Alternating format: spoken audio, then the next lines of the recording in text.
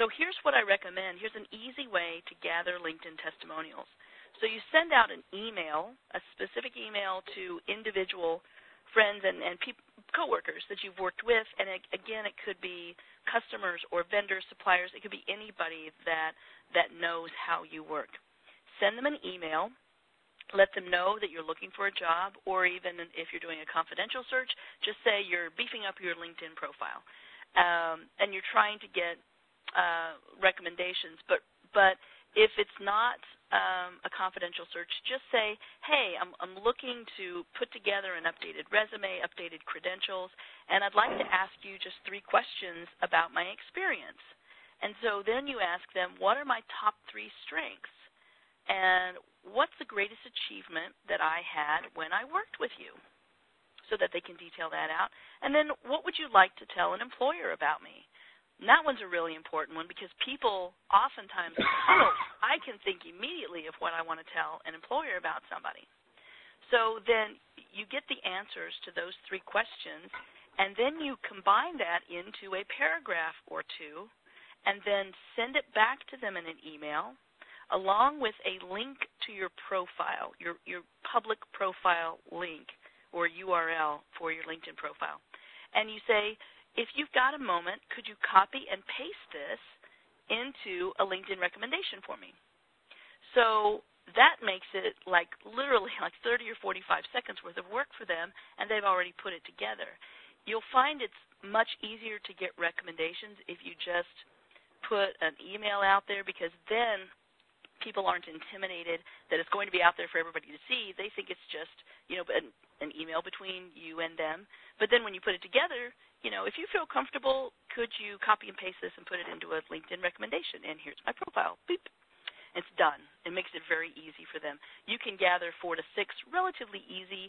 I would recommend sending it out to 8 or 10 people, and you could probably get 4 or 6 people to sign up for that pretty easily. So before we get into research, I want to spend just a moment, Will, talking about the fun stuff that LinkedIn lets you do, all that extra stuff that, for instance, you have at the very bottom. This also sets you apart from everybody else on LinkedIn. So let's talk about those extra pieces and how you get those. Oh, sure, absolutely. This is the fun stuff for me, and certainly I have a lot of content because of my business, but I'm going to note that even if you are a job seeker, you have the opportunity to include some really great information at the bottom of your LinkedIn profile. And I do want to note this is actually a very new tidbit. If you're actually in your LinkedIn page and you're editing that page, underneath your summary box, or the kind of basically your little gray box that's your kind of little quick summary about you with a headshot, there's a new feature. It's called Add Sections. Now, this basically allows you to go in and, as noted down below, to add in your achievements and experiences to your profile. But also, the really cool thing is it's a new section that they just added.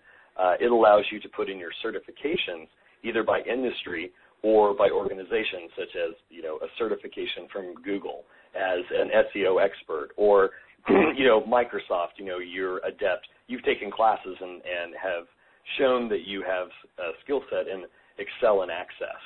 So that's a really great way to enhance your profile, and simply, like Tammy said, a way for you to show that you are kind of a head and shoulders above the rest. Now, I haven't done it because it literally just launched a few weeks ago, and I just haven't had time to get around to it. But if you scroll to the bottom of my profile, these are some really nice enhancements. Now, these are basically called applications for your LinkedIn account. So, for example, I have a blog on WordPress, and I try to blog on a regular basis here and there. But it's a really not. I know I need to blog more, but it's just not enough hours in the day. But basically, it's a way for me to highlight some of the blog posting and show that, yes, I do write about industry-relevant topics. And also, I do a number of speaking presentations, but also, for example, this last week or several weeks ago with Tammy, I put that content from the Twitter seminar up on SlideShare. So people can click on that, they can go access, and they can see that, I provide white papers and do presentations. And, this is specifically related kind of to my industry, but I do want to note for maybe an executive job seeker, if you don't have this content or you're not blogging, I'd encourage you to blog, but a great way to leverage SlideShare is maybe putting either a PowerPoint together of detailing out your accomplishments, how you have made a bottom line impact to a company, whether that be a chart or a pie graph, or let's say, for example, over the course of 3 years, you saved a company $300 million. You could show that, actually physically or representationally, and it's a really great way to catch people's attention.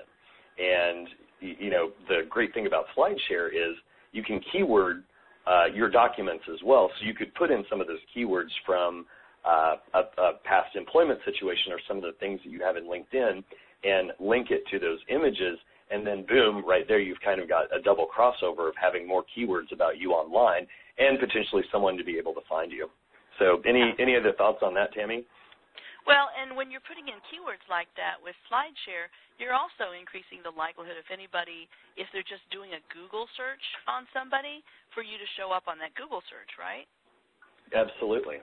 Because they're keywords that are out there, not just on LinkedIn and SlideShare, but you can get them on Google. And also, everybody know that SlideShare is free, and you can just go to slideshare.com, and you can upload a presentation or those graphs, anything you want up there in a PDF or a PowerPoint, and then you can just add that element to your LinkedIn profile. And remember, anything that is pretty, that looks nice and has bright colors, it captures somebody's attention because employers and recruiters, they like sparkly things, and just like pros. So they'll go down and they'll attach themselves to those sparkly things down at the bottom.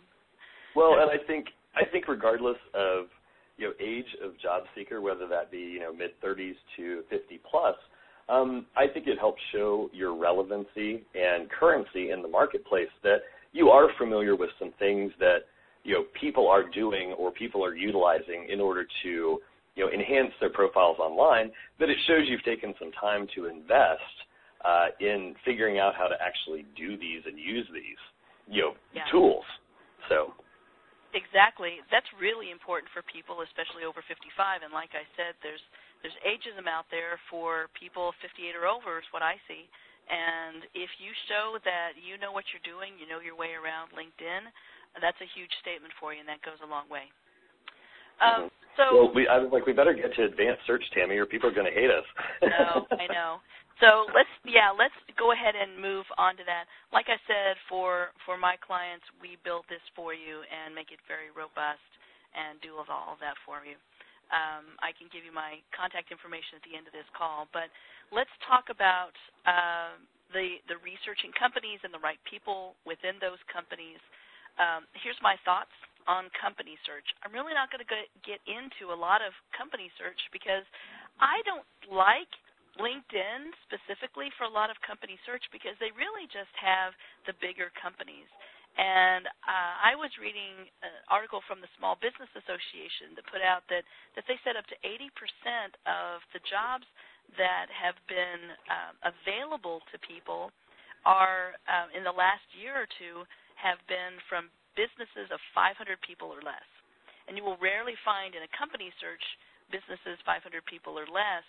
It gets to be a little tricky because with those smaller businesses, people are putting in the names of the businesses however they remember the names. And what I'm talking about is, since it's a first-person database and people are putting it in for themselves and not a third party like Dun & Bradstreet collecting that, then they could call it United Missouri Bank or they could call it UMB. There's a lot of different ways sometimes to put where they work. And so if you're doing a database search, you may or may not find them with a small company. And it'll show the larger companies, but I don't love it for a small company. There are other ways to find those companies on databases out on the Internet that are free. But I think it's important to use LinkedIn for people search. And there are different reasons that you can use LinkedIn for people search. I want to go through those to give you some ideas on why you should use a LinkedIn for an advanced people search in order to find the right people. So if you apply for a position online, job board, on their website, wherever, and you know it's going to go to HR, you can go here to find the hiring manager and send them either an email or a hard copy of your resume. I prefer hard copy, so that you're getting their attention above and beyond everybody that goes through the hiring process in HR. So go ahead and apply online, but then also send them a hard copy and find the decision maker's name through LinkedIn. You can also reach out directly to a specific decision maker within a target company. So whether or not you know that they have something available, you can try to find the right person, the person that would be your boss within that target company, by doing an advanced people search. We'll go through how to do an advanced people search in just a second. And then also reaching out to a specific recruiter and address them by name in a cover letter, so that you're not just blankly sending it to who it may concern or dear recruiting staff. You're actually sending it to a recruiter's name, and you're putting it in care of, the company name, and actually sending them hard copy. That helps. But a couple other reasons. If you want to hold an informational interview with someone within a target company with a specific job title, you can look up that specific job title and then call that company's main office number and ask to talk to that person. And informational interviews, I think we covered it on another webinar, but basically they are calling up and finding out more about their industry, more about their company, but not necessarily asking, hey, are you hiring, and hey, can I give you my resume to pass along? You don't want to do that, but just finding out more about the company in general and also about the industry. And then finally, before an interview, if you want more information about the hiring manager, which really you should be doing some researching about the hiring manager in addition to the company before an interview, LinkedIn is a really good place to start. It does have some general information about hiring managers or the decision makers. And don't just look at their experience. Look where they went to school. Look at any associations that they're involved with. Sometimes, you can recommend books and things like that. So look and see what their interests are. You can gain some good information there and use that information to try to build a personal connection. Maybe you know somebody that went to the same school. Maybe you belong to the same association or belong to a similar association, things like that. You can use that. And my company assists with the research on hiring managers. It can be very, very important. I know that a lot of people have won face-to-face interviews and also have landed the jobs because of building that personal connection very quickly in an interview. Will, can you think of any other example before we get into how to use the advanced people search?